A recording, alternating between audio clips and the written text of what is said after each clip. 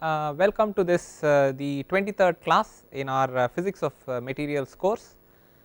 In the last couple of classes we have looked at a couple of different aspects. The first is that we tried to look at what is a realistic way of representing a solid with respect to what is the potential that an electron will experience as it travels through that solid. Okay, so that is the first concept that we looked at, what is a realistic way of laying out this information, which is potential versus position for an electron as it that an electron will experience as it travels through that material. Okay, so this is the first information that we put together. Then the second thing that we did was we made an approximation of this information, and we wanted to understand what is the impact of such a potential versus position diagram on the behavior of an electron, or what it is that we can expect from the electron. Okay, so to begin with, in the last class we did an approximation of this. We took a much more simplified approach to understand what happens to a wave in general when it is in any way restricted. Okay, so the concepts we were throwing it together are as follows. The first is that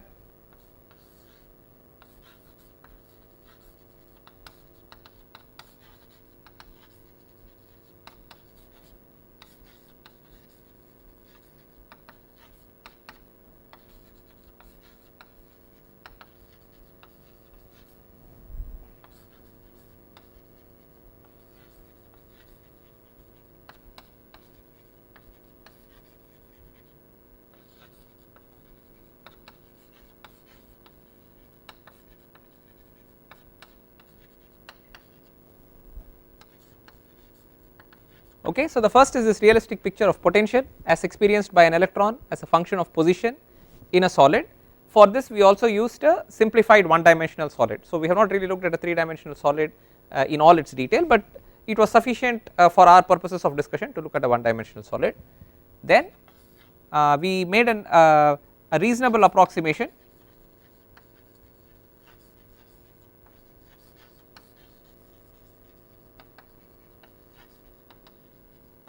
of the above.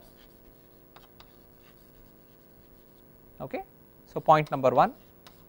So we made a reasonable approximation of this. So where we had a very clear curvatures that we could see, we saw deep potential wells developing. We converted that to square shaped potential wells, which more or less captured the basic concept that the potential well was bringing to the picture. So this we have done.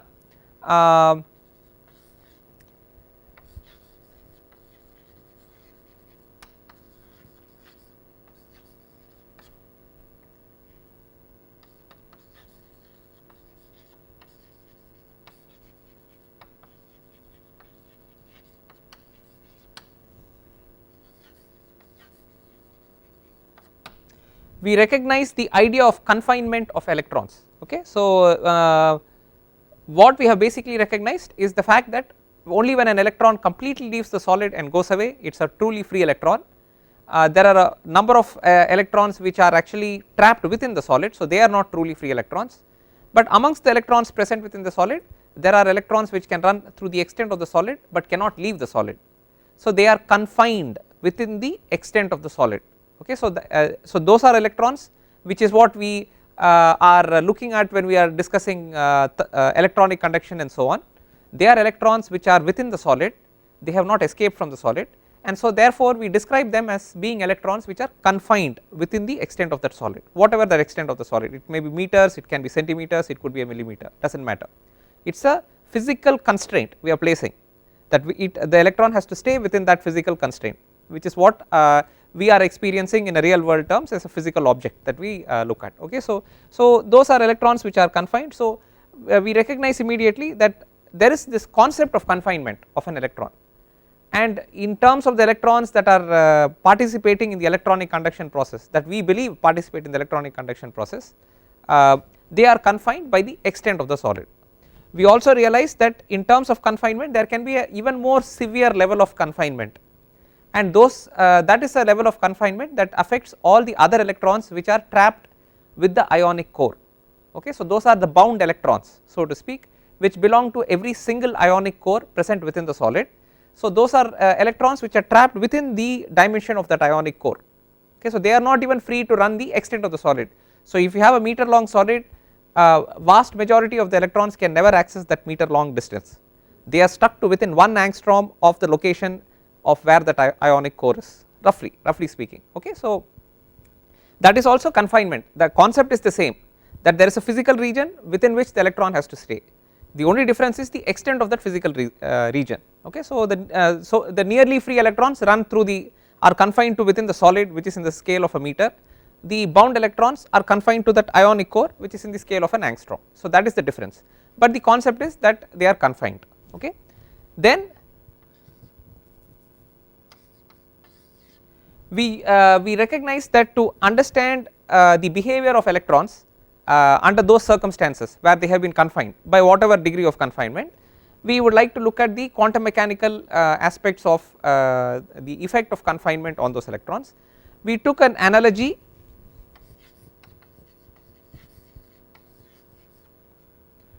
to waves on a string,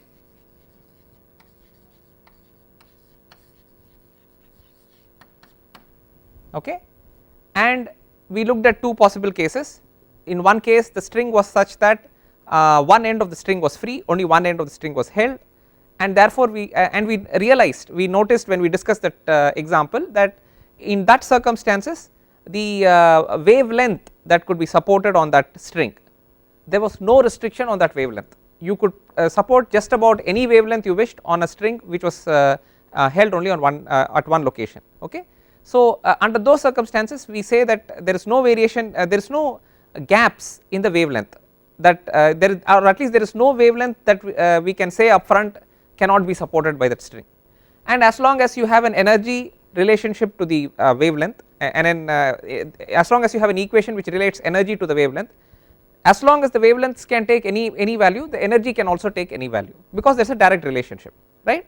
So if you can have continuous values of wavelength permitted in the circumstances, continuous values of energy are also permitted in the same circumstances, right. So we found that in waves on a string where it is tied only on one end, there is no restriction on the wavelength that can be supported by the string, and hence no restriction on the energy that can be supported by that string, okay. So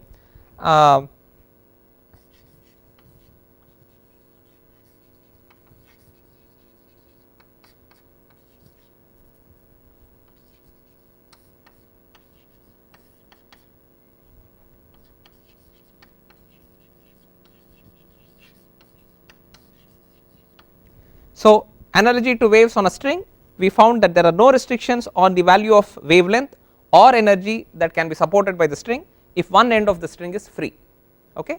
And the last point that we noted down,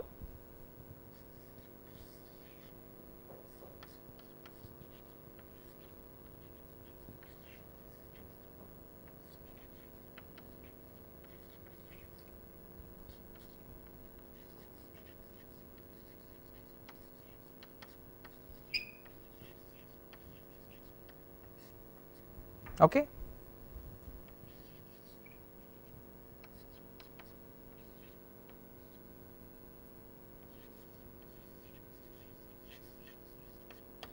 If both ends of the string are fixed, if both ends of the string are rigidly fixed, then we find that the both of these things change. While previously any value of lambda was allowed, since now both ends of the string are fixed, only specific values of wavelength can be supported by the string. Only specific values of wavelength are consistent with the fact that two ends of the string are now rigidly fixed, they are not in a position to hold any location that they wish. There is a specific coordinate where the start of the string should be, and there is a specific coordinate where the end of the string should be, regardless of the wave that is travelling through it. When that happens, only specific waves can be supported by that string, only specific waves are consistent with that condition of that string, and therefore only specific when we say specific waves, only waves of a specific wavelength can be supported by a string under those circumstances.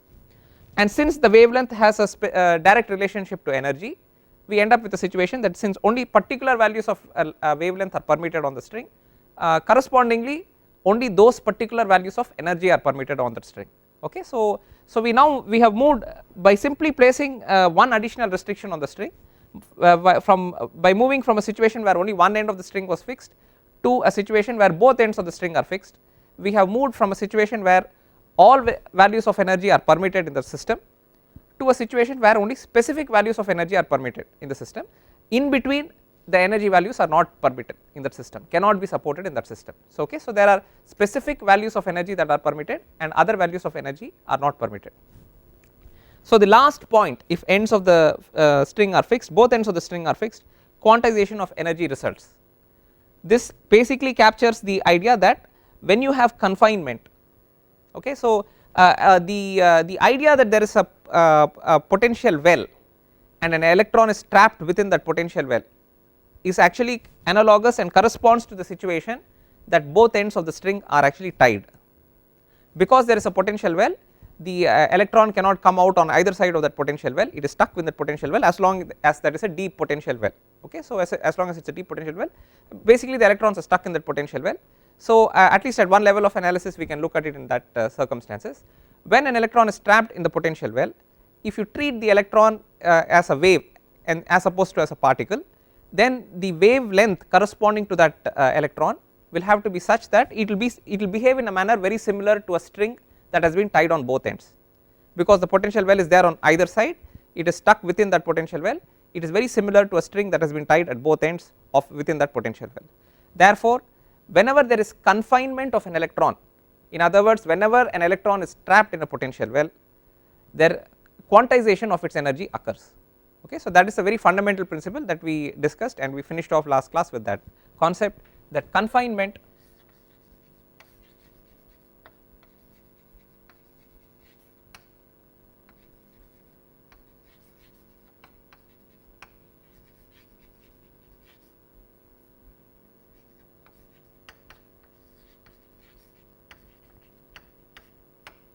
okay. So, we finished off with this concept that confinement results in quantization. So, when the electron is not confined, it corresponds to a string that is tied only on one side, and in which case it can occupy, it can demonstrate any energy that it wishes to demonstrate, or it can possess any energy that it wishes to possess, or comes under the circumstances where it can hold that energy. But when it is confined to a potential well, the very act of confining it and the fact that it has wave like nature forces it into a situation where it can demonstrate only specific levels of energy, it can possess only specific levels of energy consistent with those circumstances that it is faced with, and it cannot demonstrate any other form of any other level of energy, okay. So, this we have this is what we noted. Now, what I would like to do is actually we did it as a physical picture. So, where we basically said that we have a string and the distance between the locations where the string is tied is some dimension a, and we said that is the string. So, we said that if the distance between the locations where the string is tied is a, then n lambda by 2 should equal a. In other words, a should be some integral multiple of half wavelength, okay. For example, I am just showing you one half wavelength, it can either be one half wavelength or it can be two half wavelengths or it can be three half wavelengths and so on. So, we could have the following wave supported, we could have the following wave supported and so on. We have any number of waves that we can support, right. So, this is the kind of some integral number of half wavelengths should equal this distance, and that is how we came up with this and that is something that we noted. So, if you want we can write this again as lambda is 2a by n, okay. And I mentioned that while discussing the physics of materials, we tend to talk in terms of wave vectors. A wave vector is simply defined as this vector k, which is given by 2 pi by lambda, okay. So, now lambda has the following values. In this set of values, a is fixed, right. So, therefore, 2a, the numerator is fixed, you only have a choice in the denominator, n can be 1, 2, 3, 4 so on, okay. So, 2a by 1, 2a by 2, 2a by 3, that is the kinds of values of wavelength that can be accommodated here. So, I can just substitute it there. So, therefore, the corresponding values of k that are permitted will be 2 pi by 2a times n equals n pi by a, okay, and we also said that the energy itself is the square of the momentum by 2m equals h bar square k square by 2m. Okay, so this relation anyway always holds, E equals h bar square k square by 2m, so that relationship holds for the electrons.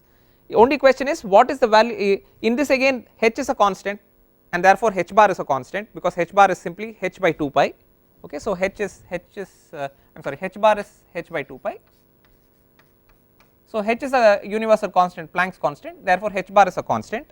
So the numerator h bar square is fixed, the mass m is a constant for an electron, that is also fixed.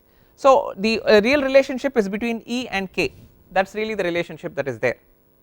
As long as K can have continuous values, E can have continuous values. If K has discrete values, E will have discrete values, that is basically all it is, right. So we found that when a string is confined tied in both ends, K takes only these allowed values n pi by a, where n can be 1, 2, 3, 4 and so on. So there are only specific values of K that are permitted, therefore correspondingly you can substitute here, only specific values of E will be permitted, okay. So this is what we found. Now we did this as a exercise where we just looked at waves on a string and came up with this answer. Given the scope of what we are looking at, it is also of interest to see if you actually went ahead and immersed yourself in the more quantum mechanical way of looking at things, will you end up getting essentially the same answer, that is the basic thing we would like to see, and then and that is in fact the more accurate way of doing it, but we have just taken a simpler step here. So we will look at the more quantum mechanical way of doing it and compare our results and then proceed, okay. So in the quantum mechanical way of doing it, we basically recognize that in any system, as when we discussed this, when we looked at the history of quantum mechanics, we recognize that once you have a wave like behavior and such, it is the Schrodinger wave equation that captures the details of the system in terms of the wave function, okay. So there is a wave function which captures all the details of the system, and we can extract all the properties of the system from that wave function, and the wave function comes as a result of solving the Schrodinger wave equation for the conditions that are placed on the system, okay. So that is how it is done, and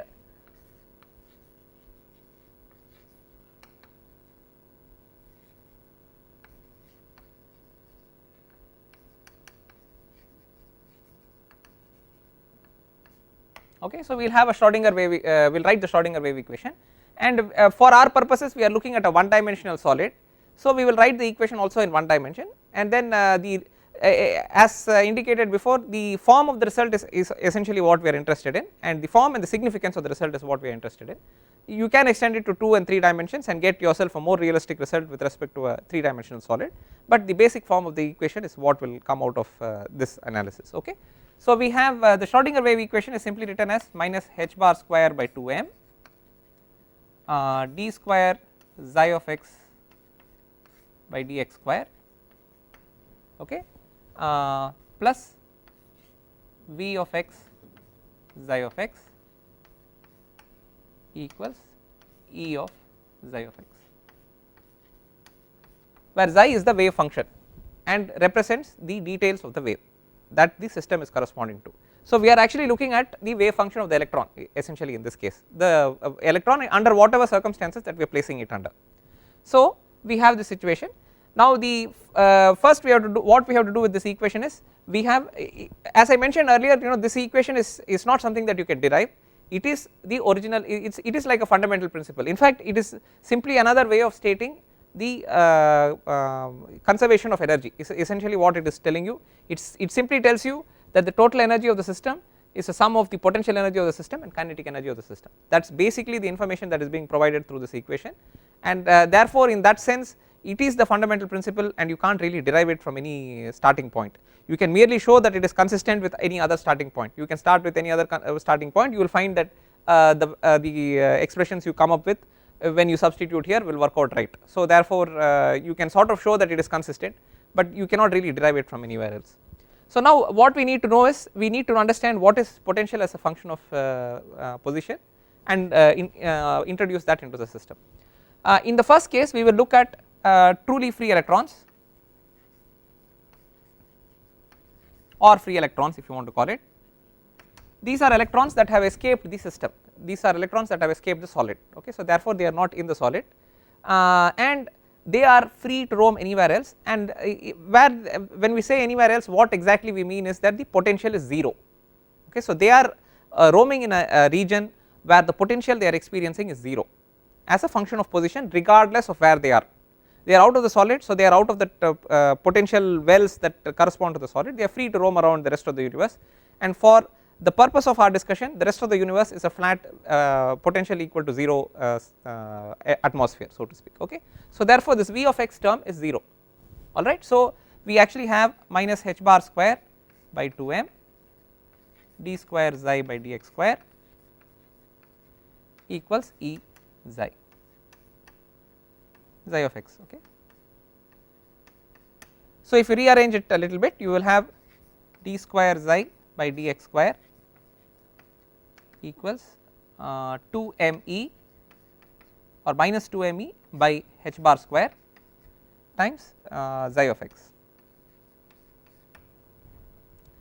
okay. So what you see is you are essentially differentiating some a function x twice with respect to x, a function of x differentiated twice with respect to x, and you are getting back some constant times the same function, right. So a typical solution therefore is a trigonometric solution. So a cos of x or cos of some constant times x or sine of x and sine of constant times x would essentially come to the same thing, because if you differentiate sine x you will get cos x, if you differentiate it a second time you will get back minus sine x and you will get a minus here. So therefore this very conveniently fits with our concept of a trigonometric function. So simply by observation we reach the conclusion that a sine cos type of function would satisfy this equation just right. So a general solution therefore is of the form a cos kx plus b sin kx, okay, where the value of k is simply I mean the k will have dimensions of 1 by length and therefore is consistent with the wave number dimensions, and x is the position, and a and b are some constants which represent the amplitude of the system, okay. So now that you have this as a solution, we see that essentially what we are seeing is that in principle the regardless of the wave number, the wave vector, we actually have the same relationship with energy, okay. So if you see here this k here, if you differentiate this twice, right, if you differentiate this twice you will get, which is what this left hand side is, right, if you differentiate this twice with respect to the left hand side and therefore you will get yourself this expression on the left hand side, if this is xi, okay. So we are saying that this is xi, okay. So and that we did only by observation, by saying that a cos function and a sine function will create this situation where if you differentiate it twice you will get minus times some minus constant times this original function. That is how we came up with this. If you differentiate this twice you will find that this basically d square xi x by dx square will be minus k square a cos kx plus b sin kx, okay. So as we indicated that this is to be expected, that is exactly what we are getting. We differentiate, if you assume xi to be a cos kx plus b sin kx, if you differentiate it twice you will get minus k square times a cos kx plus b sin kx, okay. So therefore k is what we saw here, okay. So if you look at this equation you have minus you have some term here minus some term here, and in the equation we just wrote up there we have minus k square, right. So therefore k square is that term there 2me by h bar square, okay. So therefore once again if you just rearrange this you simply get h bar square, or you get E equals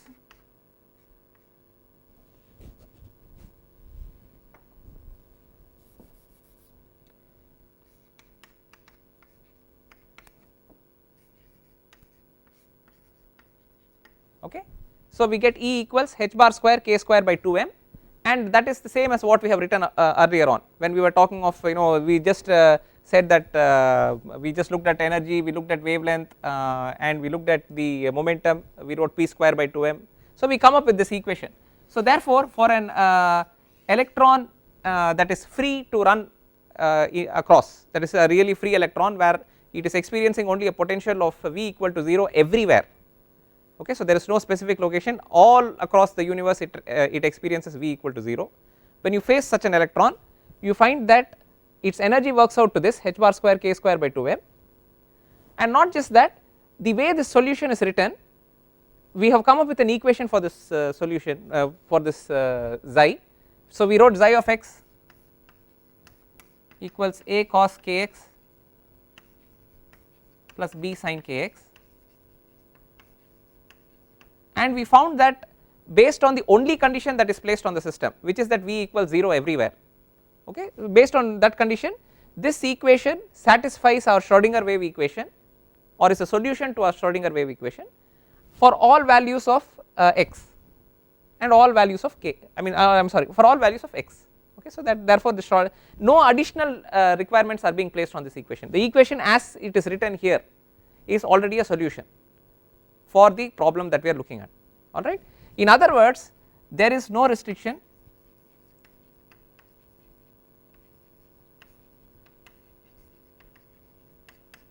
on the values of k.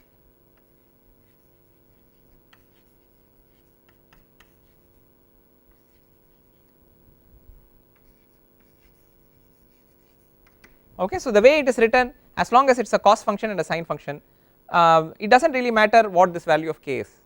If you differentiate it twice, you will get minus k square times the same function, and that is consistent with what we have with the equation, and that k will ensure that this holds true, and that will hold true, and therefore this remains a solution.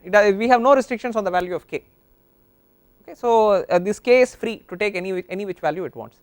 So therefore we find, even when we do it the formal way, which is to employ the Schrodinger wave equation and solve for the possible solutions of the system in question, in which case, in this case it is an electron.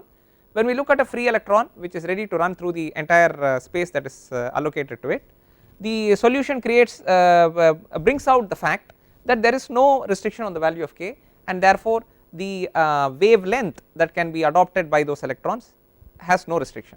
Wavelength can be anything that it wishes to be, and therefore the corresponding value of energy can also be anything that it wishes to be, okay.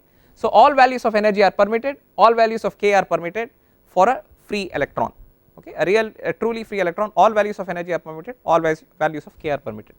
Other important thing which I already pointed out, I will reiterate here, is in this equation h bar is already a constant, it is simply h by 2 pi, m is also a constant, the mass of the electron, right. So this term is a constant, this term is a constant. The only thing that is really allowed to have all sorts of values is k, and therefore this relationship is really a relationship between energy and the wave vector, okay. And we find all values of wave vector are allowed, therefore all values of energy are allowed, but it still has a certain form. So we can make a plot of energy versus wave vector, and wave can travel in the positive x direction or negative x direction even in our one dimensional case. So therefore k strictly speaking k can also have positive values or negative values based on the direction, because it is a wave vector, okay. So therefore we can make a plot of E versus k, and for a free electron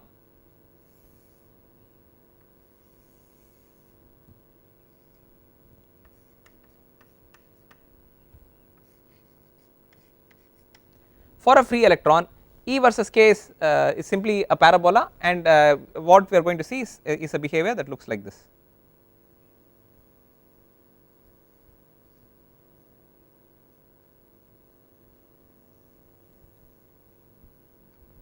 Okay, E versus k is this, it simply says that E is some constant times k square, okay. So E versus k will give you that k square, for every value of k you square it and you will get this, and some constant you are multiplying, which is h bar square by 2m, you will get the value of E.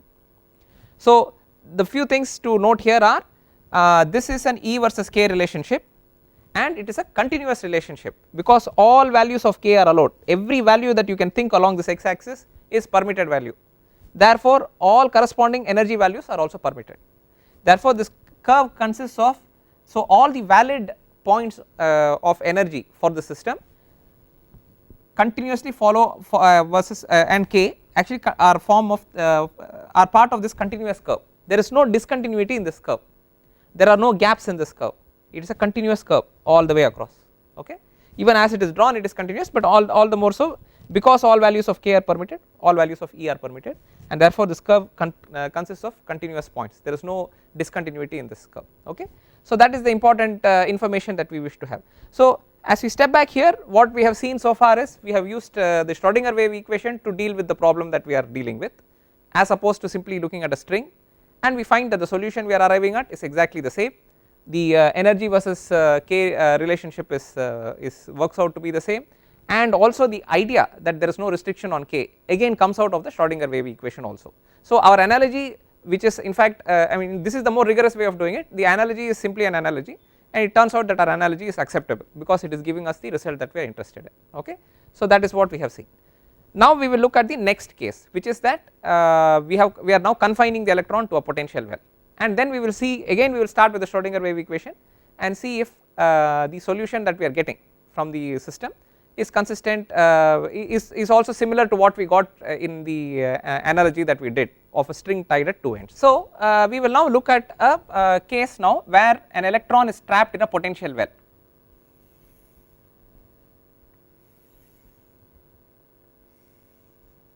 Okay, so this is potential.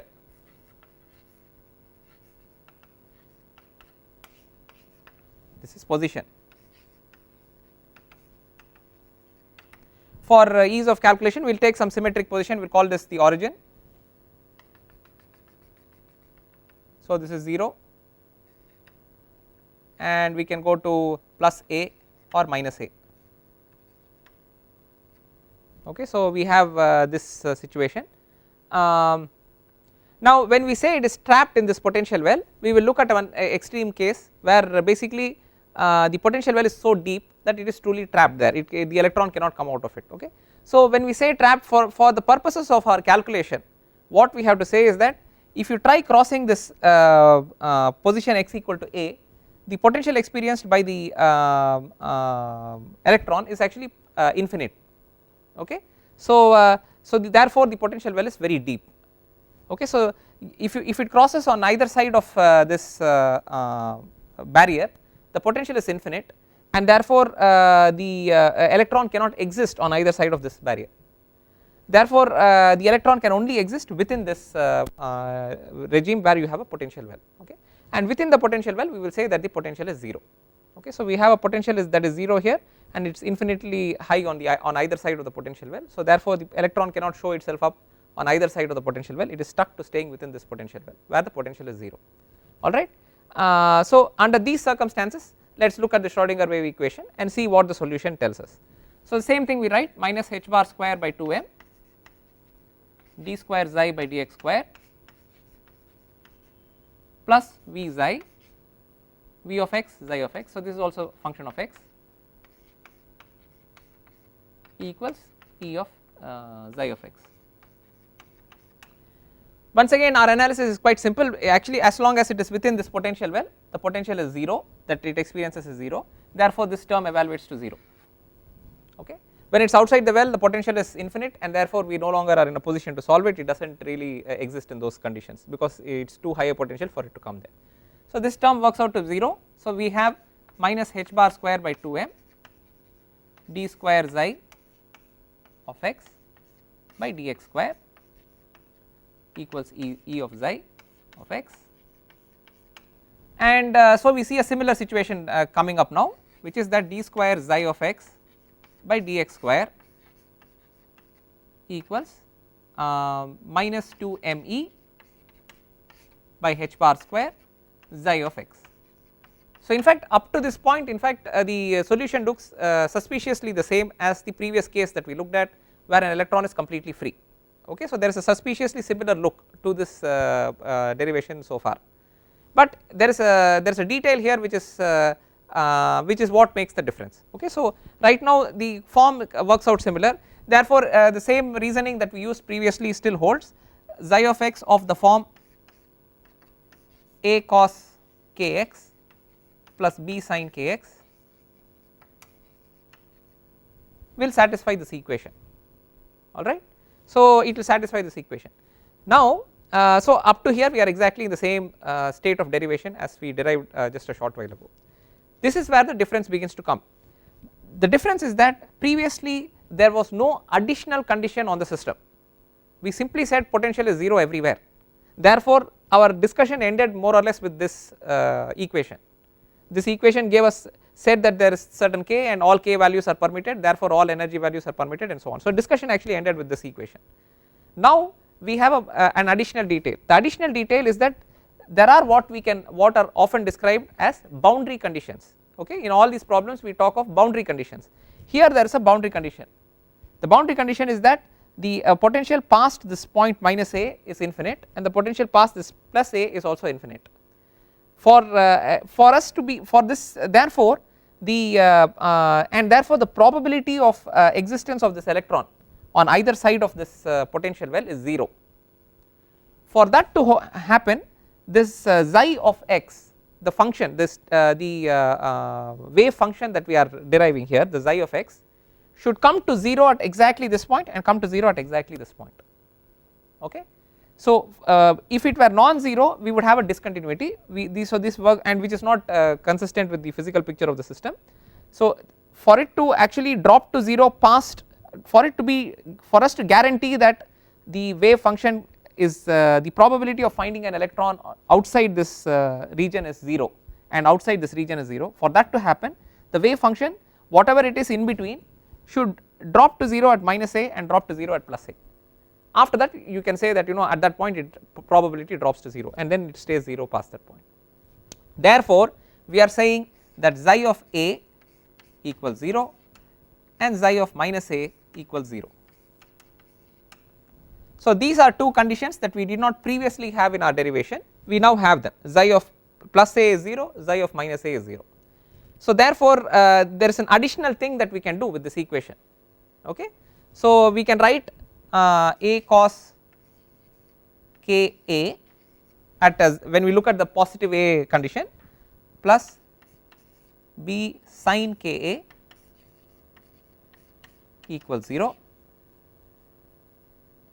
and when you look at minus a, sin of minus theta is minus sin theta, but cos of minus theta is simply cos theta, cos ka minus b sin ka equals 0. So these are two equations that we did not have previously. These two equations have come about because the system has some specific boundary conditions which previously we did not have, we now have this particular boundary conditions. So if you since both of them are equal to each other, if you equate them the cost terms will go, you will simply have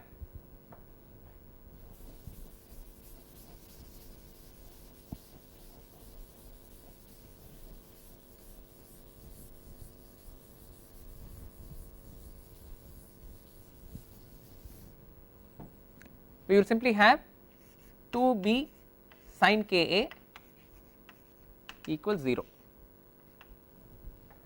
okay. So therefore if b is a constant we basically have ka implies ka should be equal to n pi,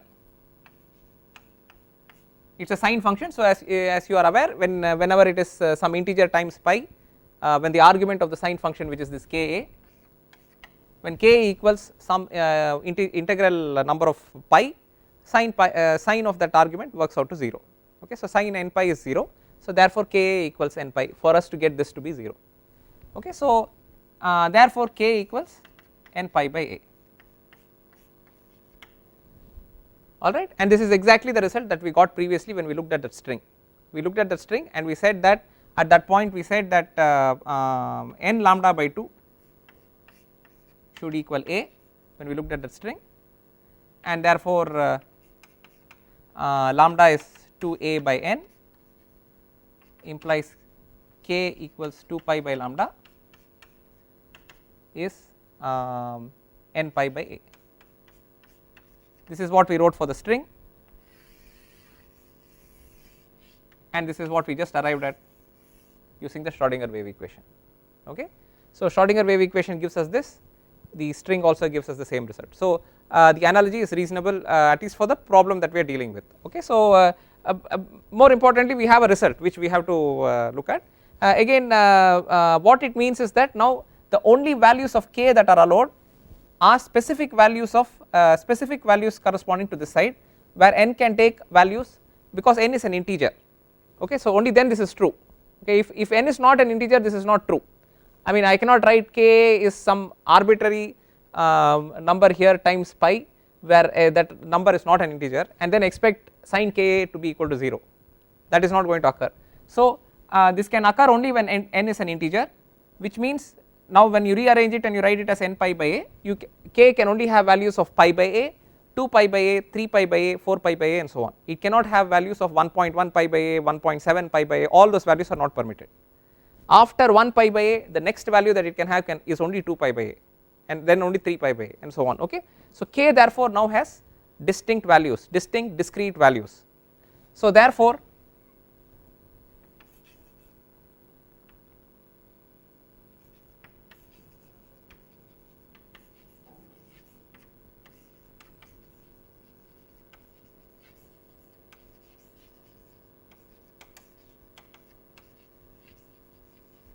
okay, k is permitted to have only specific values, implies energy is permitted to have only specific values.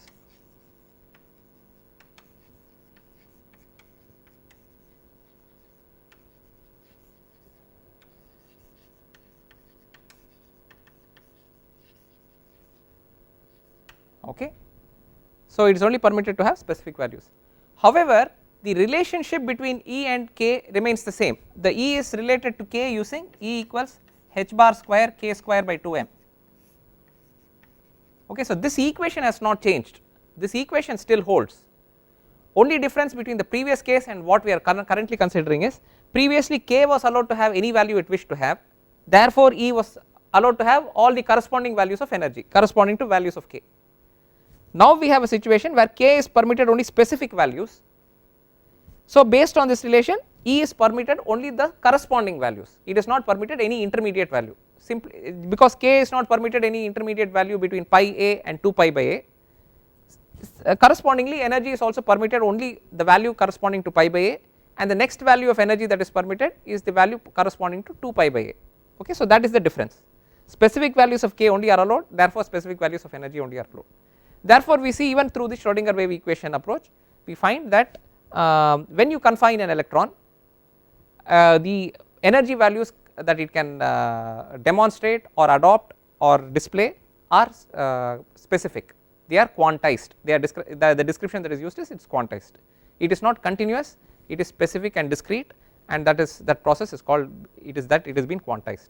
So confinement of an electron leads to quantization of its energy, that is the principle, and the kind of quantization that comes about is what we have looked at through this mathematics. Okay. So now if you were to make a plot of this, just the way we made a plot of E versus k for a free electron, if you wish to make a plot of E versus k for a bound electron or a confined electron, what would be the difference? We will just make the plot.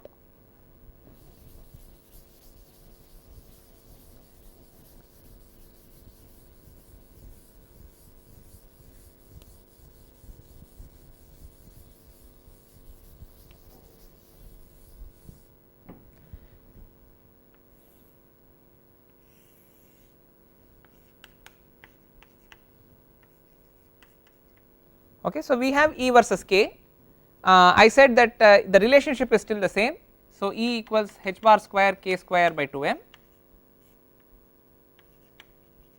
but the only difference is now k can have only values of n pi by a, right. So n pi by a, so I will just say this is 0, we are allowed the value of pi by a, we are allowed the value 2 pi by a, 3 pi by a, and so on, 4 pi by a.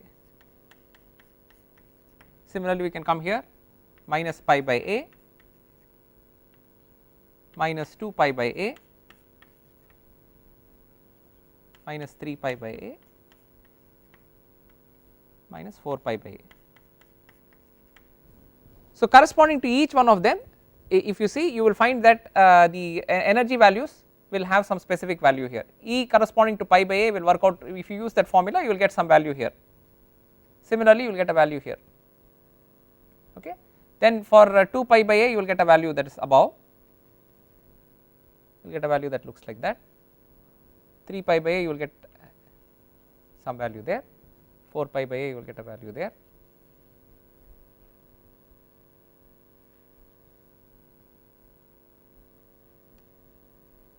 Okay. So, you will find now that the energy values that are permitted are these specific values, this energy is permitted, this energy is permitted, this energy is permitted, this energy is permitted. Okay. So, there are specific values of energy that are now permitted in the system because specific values of k are permitted in the system, only these values of k are permitted. Okay. So, whatever value of energy you are calculating from it, this particular E versus k relationship will give you a value of energy which you can plot on the y axis, right. So, if you connect these lines you will get the parabola that you got for the free electron parabola here, okay. So, we have a free electron parabola here. So, if you connect the points that we just discussed are points that lie on this parabola, okay, because the E versus k relationship is the same, that E versus k relationship has not changed. So, therefore, the points that we just plotted will also fall on this parabola at specific locations along this parabola. The main difference is here we have a continuous curve, there is no gap in this curve. If you go back to this plot that we have just made, there are gaps. I got this point here, there are no points between here and here, it is all gap. So, all of these points are forbidden in the system, so to speak, okay. So, they are not allowed in the system. So, the value of energy that is permitted in the system is this particular value, then there is a gap, you get the next value of energy that is permitted in the system which is here, then again there is a gap, there is a third value of energy that is permitted, then there is a fourth value of energy permitted, each of them corresponds to, I mean if this is drawn to scale, each of them corresponds to a particular value of k, okay. So, the form is still parabolic the way because that there is no difference in the equation, the main difference is only particular values of k are permitted, therefore only particular values of energy are permitted, okay.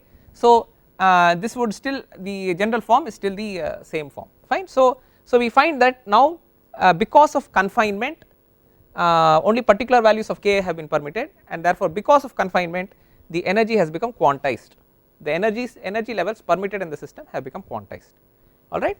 So, this is a very important thing, and we have now seen from two perspectives, from a analogy of a simple string and the waves that it can support, and from a more rigorous way of looking at our system of an electron confined within material in using the Schrodinger wave equation. So, we have looked at it from both perspectives and we find that the results we are getting are the same. So, our analogy is okay for the purposes that we have used it, and it also helps us understand the situation a bit better, and we see the result, the important result here, that confinement has led to quantization. The one additional detail that I will add here before we close for this class is that we mentioned in our picture that we have two levels of confinement in the solid, okay, right. So, we had actually this picture.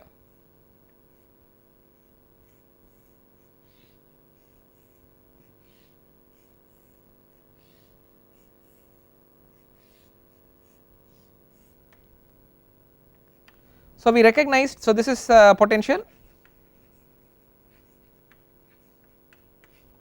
and this is position, and we said that there are electrons which are nearly free electrons, these are all the ionic core positions. We said that there are electrons which are nearly free electrons which can run across the extent of the solid, they are still trapped in the solid but they run across the extent of the solid, okay. So, they are also confined electrons, except that the length scale over which they are confined is the length of the solid. So, just for clarity's sake we will say that nearly free electrons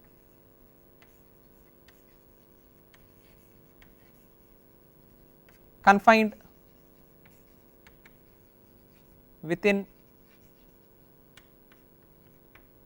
L, where L is the length scale of the solid, and bound electrons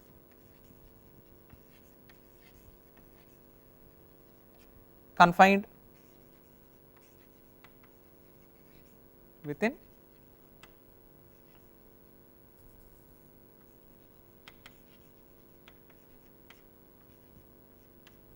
okay.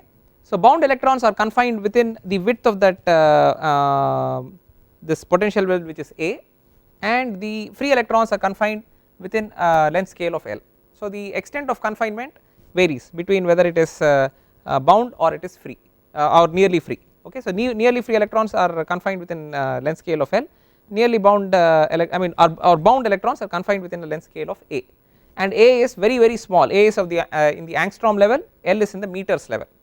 Okay, so there is a difference of 10 power 10 or 10 orders of magnitude, so to speak. Okay, so if you look at the result, what you will find is that for the nearly free electrons, the values of k that will be permitted, the entire analysis will look the same, but the values of k that will be permitted will be n pi by L. Okay, so n pi by L is what we are looking at. So k will work out to n pi by L for these nearly free electrons.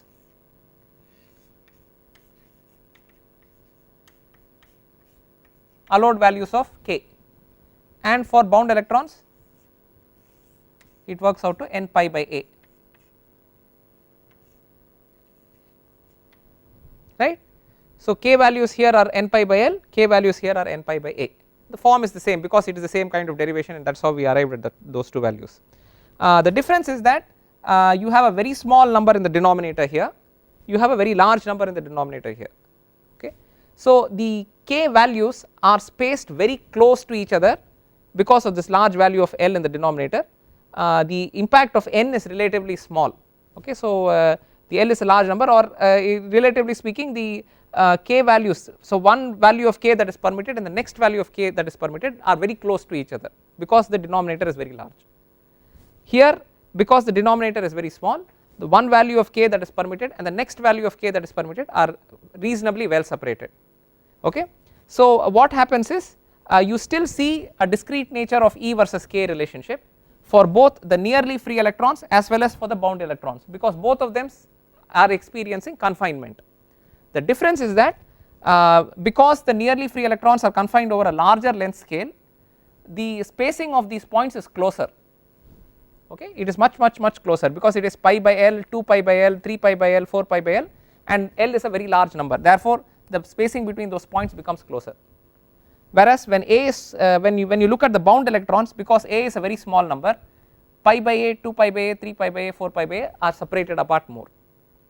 So in both cases the E versus k now results in discrete points. It is no longer a continuous curve as we saw in the case of a truly free electron. Main difference is the spacing between the energy levels, the spacing between the k values, and hence the spacing between the energy levels is extremely small when you are looking at nearly free electrons, whereas the spacing between energy levels and spacing between the allowed k levels is relatively large when you are looking at the bound electrons. Okay, so this is an idea that we should keep in mind. We will look at this idea, we will halt here for this class. In the next class we will start by examining this idea a little bit more and the consequence of this idea a little bit more, and then we will proceed from there to see what we can say, what additional details we can say about the solid. Okay, so with this we will halt for today. Thank you.